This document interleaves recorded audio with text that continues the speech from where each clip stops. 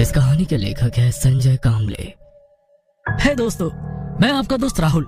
रात के करीब 12 बज चुके हैं। आज फिर एक बार आपके सामने YouTube लाइव में हाजिर हूँ। जैसा कि आप जानते हैं, पिछली 5 जगहों पर हमने पूरी रात बिताई, पर हमें कोई डरावनी बात नजर नहीं आई और ना सुनाई दी। इसके साथ हमारा यकीन और ज्यादा मजबूत हो चला है कि भूत प्रेत आत्मा सब कुछ बकवास है, ना इनका कोई वजूद है, ना ये कहीं मौजूद है। तो मैं आज इस नई जगह पर पहुंचा हूँ। शर्त के मुताबिक हर बार की तरह यहाँ पर रात बितानी है। तो आप तैयार है न्यू एडवेंचर के लिए? तो चल। इंटरनेट कनेक्शन कटने से YouTube पर कल रात अपलोड की हुई वो वीडियो एक ही जगह रुक गई। उसने मोबाइल की स्क्रीन बंद की और मोबाइल वैसे ही अपने हाथ में पकड़कर कार की खुली खिड़की से उदासी भरी निगाहों से बाहर झांकने लगी। सुबह के करीब 10 बज चुके थे। सूरज की हल्की सुनहरी धूप जंगल में चारों ओर फैली थी। उसी जंगल के बीचों बीच एक कच्ची सड़क पर सफेद रंग की कार धीरे धीरे आगे बढ़ती दिखाई दे रही थी। कार के अंदर बैठे कॉलेज के लड़के लड़कियां जंगल के उस सन्नाटे को बिना कुछ बोले नजरों से ही समझने की कोशिश कर रहे थे। उन्हें सबसे अजीब बात ये लग रही थी कि उस जंगल में इतना सन्नाटा होने के बावजूद किसी भी जंगली जानवर की आवाज या आहट महसूस नहीं हो रही थी और ना ही पंछियों की आवाज आ रही थी। इंसान तो क्या, मानो जंगली जानवर और पक्षी भी उस इलाके में आने से डरते थे। उनकी कार एक जगह आकर रुकी और धीरे धीरे सभी दोस्त कार से बाहर निकलने लगे। सब हैरान नजरों से सिर्फ चारों ओर देख रहे थे। उनके सामने एक बड़ा सा आलीशान बंगला था। उस इलाके को गौर से देखते हुए सभी चलते चलते बंगले के गेट से अंदर आए और सीढ़ियां चढ़कर सभी दोस्त दरवाजे के बाहर रुक गए।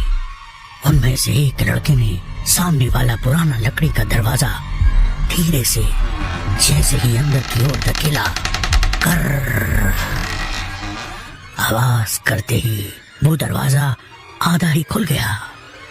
बंगला पुराना होने के बावजूद काफी खूबसूरत था। दीवारों का रंग काफी फीका पड़ चुका था। शायद कई सालों से वो इस तरह आग उगलती धूप, हड्डियां जमाने वाली ठंड और मूसलाधार बारिश को अरसे से झेलते हुए भी शान से अपनी जगह मजबूती से खड़ा था। राहुल! एक दोस्त ने आवाज लगाई और बंगले के भीतर चारों ओर नजरें घुमाते हुए चलने लगा। उसकी आवाज खाली बंगले की सुनसान पड़ी दीवारों से टकराकर अंदर ही अंदर घूमने लगी। तभी उसकी दूसरी दोस्त सुनैना भी आवाज लगाते हुए बंगले के भीतर बढ़ने लगी। बंगले के अंदर एक अजीब सा जानलेवा सन्नाटा फैला हुआ था। दिन का उजाला होने के बावजूद भी सभी को अजीब सा डर लग रहा था। 3 लड़के और 2 लड़कियां अपने दोस्त को उस बंगले के हर एक कमरे में, बाथरूम में, लकड़ी की अलमारी में, मतलब जहां छुपने की जगह है वहां ढूंढने की कोशिश करने लगे। पर राहुल कहीं भी नजर नहीं आ रहा था। न ही उसके होने की कोई निशानी उन्हें मिल रही थी। उसका मोबाइल तो कल रात से ही बंद था, साथ ही डिजिटल कैमरा भी। सब कुछ गायब था। ढूंढ ढूंढ कर सब परेशान हो गए। तभी राधिका को उस बंगले में एक अजीब सी बोझियत महसूस होने लगी और थकान के कारण उसे चक्कर आने लगा। राधिका की हालत देखकर सचिन ने कहा, शायद हमें अब चलना चाहिए। नाराज होकर खाली हाथ सब दरवाजे से बाहर निकले। सुनैना की आंखों से आंसू छलकने लगे। तभी जैसे उन्हें कोई उस बंगले के नीचे बने तहखाने के बंद झरोखे से देखने लगा। काले अंधेरे में हल्की रोशनी से वो लाल आंखें काफी डरावनी लग रही थी। वो आंखें सभी दोस्तों को घूरे जा रही थी। पर बंगले के नीचे उस जगह किसी का ध्यान नहीं गया। सब आपस में बात करते हुए अपनी कार में बैठ गए। सभी ने दोबारा एक नजर पूरे इलाके को गौर से देखा। दूर दूर तक घना जंगल, छोटे बड़े पेड़ों के बीच कांटों से भरी झाड़ियां, जंगल के सन्नाटे में हवा के हल्के झोंकों से पेड़ के पत्तों की सरसराहट, सब कुछ इतना खामोश था जैसे किसी कागज पर बना चित्र। ये सब देखकर विवेक ने कहा, यार, दिन के उजाले में तुम लोग साथ होने के बावजूद मेरी फटी पड़ी है। राहुल अकेला पूरी रात इस जगह रहा था, उसकी हिम्मत की दाद देनी पड़ेगी। उसकी बात सुनकर सचिन ने गाड़ी शुरू की। जंगल की कच्ची सड़क से उनकी गाड़ी धीरे धीरे आगे बढ़ने लगी और पीछे बैठी सुनैना ने एक नजर उस बंगले पर डाली। वो वीरान पड़ा बंगला कुछ ज्यादा ही अजीब लग रहा था और उस तहखाने से वो दो आंखें अभी भी सुनैना को घोले जा रही थी। सर, हमारा दोस्त राहुल लापता हो गया है। सभी दोस्त पुलिस स्टेशन पहुंचे थे।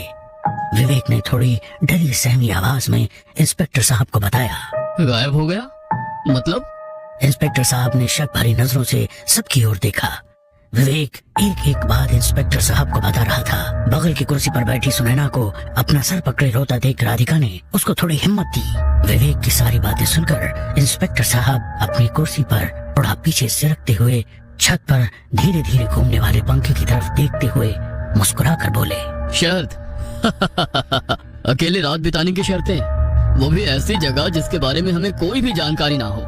इंस्पेक्टर साहब की बात सुनकर सब इस तरह से चुपचाप खड़े थे जैसे वे खुद को ही कसूरवार मान रहे हो। इंस्पेक्टर साहब ने दोबारा से सबकी तरफ देखा और हवलदार से कहा, हवलदार, इनकी FIR रजिस्टर कर लो।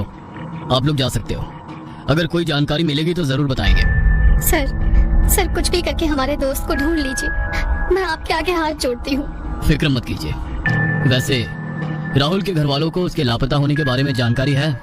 इंस्पेक्टर साहब की वो बात सुनकर सब गंभीरता से एक दूसरे की तरफ देखने लगे। नहीं, पर उसके घर वाले सुबह से हम सबको कॉल करके राहुल के बारे में पूछ रहे हैं। तो तुम लोगों ने क्या कहा? हमने कहा वो हमारे साथ नहीं है। अगर सच्चाई बता देते तो राहुल के घर वाले उसके लापता होने के लिए हमें ही जिम्मेदार ठहराते। वैसे भी उसके लापता होने के लिए तुम लोग ही जिम्मेदार हो ना? नहीं सर, हमने कुछ नहीं किया। उसने तो इंटरनेट पर इस बंगले के बारे में जानकारी ली थी। उसे भूतिया चैलेंज लेने की और ऐसी जगहों की पड़ताल करने की आदत थी। इससे पहले भी उसने कई बार ऐसी अजीबोगरीब जगह की पड़ताल की है। YouTube पर आप उसका चैनल भी देख सकते हैं। बोलते हुए विवेक ने जेब से अपना मोबाइल निकाला। YouTube पर वीडियो सर्च करते हुए इंस्पेक्टर साहब के सामने अपना मोबाइल रख दिया।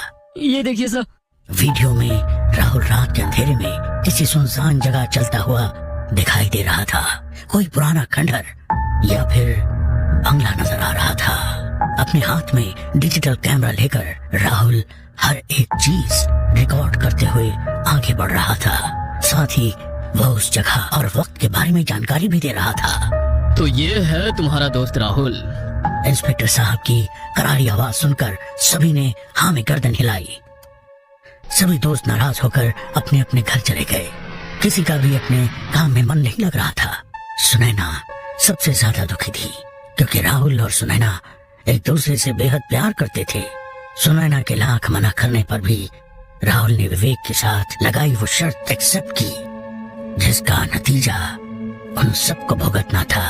राहुल के माँ बाप सुबह से फोन करके अपने बेटे के बारे में पूछ रहे थे, मगर उनके सवाल के जवाब किसी के पास नहीं था। रात हो गई। सुनैना गुमसुम सी डाइनिंग टेबल से सटी कुर्सी पर कहीं नजरें गड़ाए बैठी थी। सुनैना बेटा, क्या हुआ? पापा ने प्यार से सुनैना के सिर पर हाथ रखते हुए पूछा। तबीयत ठीक नहीं लग रही है पापा, मैं जाकर आराम कर लेती हूँ। बेटा, कुछ तो खा लो। भूखे पेट सोओगी तो नींद नहीं आएगी।